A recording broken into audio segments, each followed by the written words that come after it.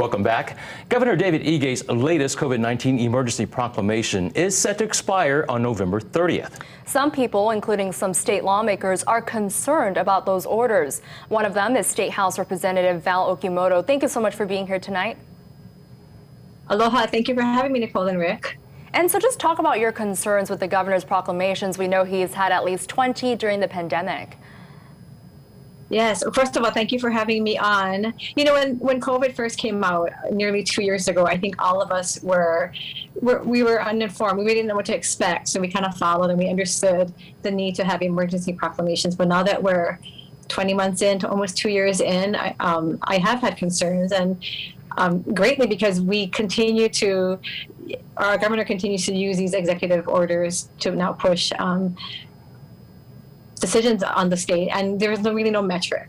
And I think that's my concern. Now that we're 2 years into it, initially we heard, at 70% of vaccination rates, that's when the regulations would be lifted, the restrictions would be lifted. And now we're, I believe, at over 72%, and still we haven't had any change. And so really, I've always been about accountability, transparency, and so I feel that if we're going to say something to the people, we need to have follow through. And I think our constituents, the people that put us into office, have that right. Right now, they're hearing that there's no one metric, and it's uninspiring. It doesn't give elected officials the trust that the people have instilled in us. So we need to really hold ourselves accountable. And I feel that this is an opportunity that needs to be taken, definitely. Representative, what are some of the things specifically in these proclamations that you have a bad feeling about, that you want to have repealed? Definitely, I've spoken up initially. I've always been vocal about the mandates that have been placed upon the people, both government employees and across the board. But, I understand. I actually was able to meet with the governor a couple of months ago, and I'm grateful for that conversation. And I look forward to continuing the conversation. But now that we have been able to reach the over 70%, I do think that we need to open up. I don't think that constantly living in fear or thinking that we're going to get rid of the virus, I think that's unrealistic. We need to realize that this is a virus. It will continue to be a part of our lives, and we've been able to do the best that we can, offering the vaccines to those who feel the need to take it, and putting the mitigations that are necessary, offering the COVID testing. But we definitely need to open up the businesses. We can't keep on telling our local businesses that they can only operate at 50%, or they can only allow certain people into their establishments. That's not going to help us. I definitely feel that we need to keep the schools open. I'm a parent. I was a former teacher, and I think the schools need to stay open, and we need to find ways to, again, kind of get back to normal. I'm glad to hear sports are opening up again, but we need to continue the path instead of regressing, keep on moving forward and find a way to live with this virus. So when you say reopen, what are specific things you're trying to reopen? Because it's easy to say, let's reopen, but realistically, what, with no metrics available, would you want to develop a metric? What are you trying to base it on? And really, what kind of change are you trying to make here? I know you're saying we need to open up more.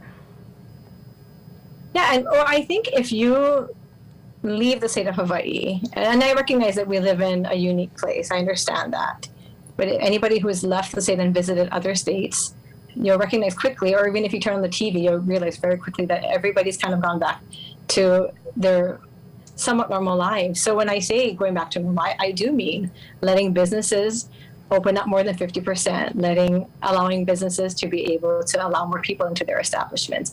I would gladly work with the governor or whoever would like to discuss these things, and the professionals that have information on this. I've heard experts from the food and restaurant. I've seen them on the news, Chamber of Commerce, talk about how they've done everything they can to follow these regulations that have been placed on them. And we need to allow more people into these establishments. We need to not stop. I can't go back. I can continue to go back to the restaurants because they're still required to have, I believe, is it 6 feet now?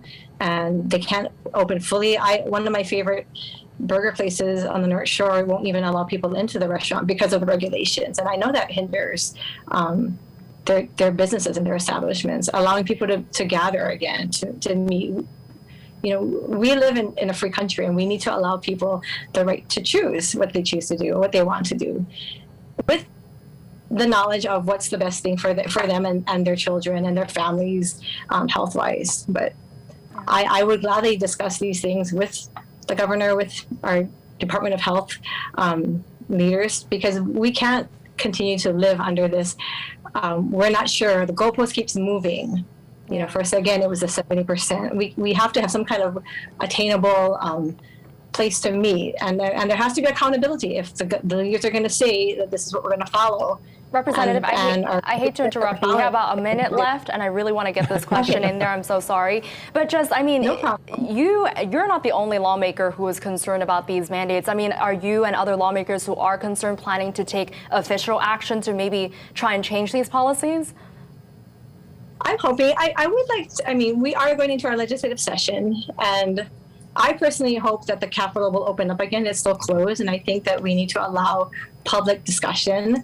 I do think that we have enough educated lawmakers. Hopefully we can come to a decision before the legislature has to come in and legislate this, because I don't necessarily think it's necessary. But if in January we're still dealing with this, and yes, I would gladly I'd like to work. I know Speaker Saiki has come out recently also in support of addressing this concern of the extended emergency proclamations and the authority of the governor.